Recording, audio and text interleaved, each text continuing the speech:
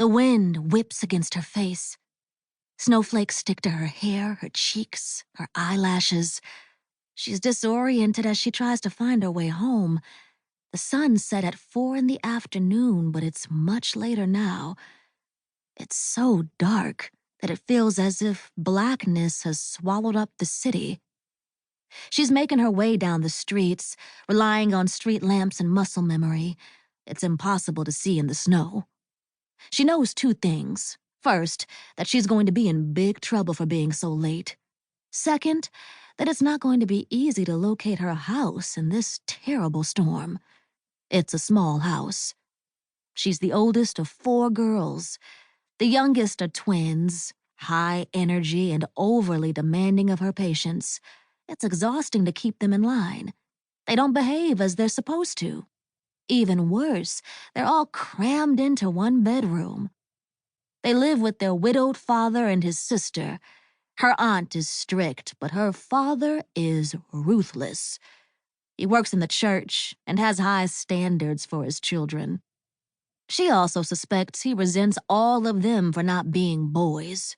He can snap at any time, for any reason. Anything she can do to protect the twins, she will do. What's the world like outside of this place, she wonders. Maybe someday she'll find out. Maybe not. She's crossing the street now, turning the collar of her coat to the wind, the residents of Harlem passing her by. They all seem to be in the same rush, wanting to get home and out of the cold. The stove will be nice. She's going to sit in front of it until her face is glowing from the heat. After that, maybe she'll read. Or perhaps write a letter using the new fountain pen in her pocket, which she bought earlier in the day. Or maybe someone grabs her from behind, a pair of hands that seems to have come out of nowhere. She tries to pull away. She slams her elbows back, kicks hard. Her hands ball into fists, and she turns to throw a punch, but it's too late. A raggedy cloth presses over her nose and mouth. The world spins. The buildings blur. After a few seconds, it all goes black. She won't be going home tonight. Her hands are shaking. That's the first thing she notices. They're tied tightly in her lap. She immediately begins trying to get loose. The room is small and dark. In the distance, maybe a few steps away, the blackness is so bewildering that she can't tell for sure. Someone is crying softly. The winter cold has settled into her bones. The tips of her fingers have gone numb, her feet too. Her coat is also gone. It provided some comfort against the cold, but now she's trembling under her thin clothes. She blinks as her eyes adjust. How long has she been here? A day? A week? She has no idea.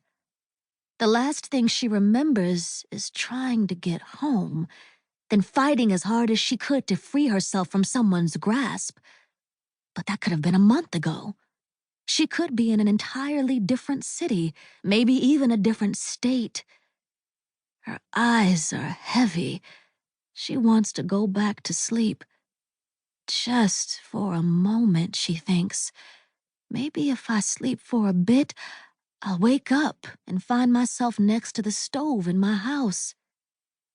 But she knows better than that.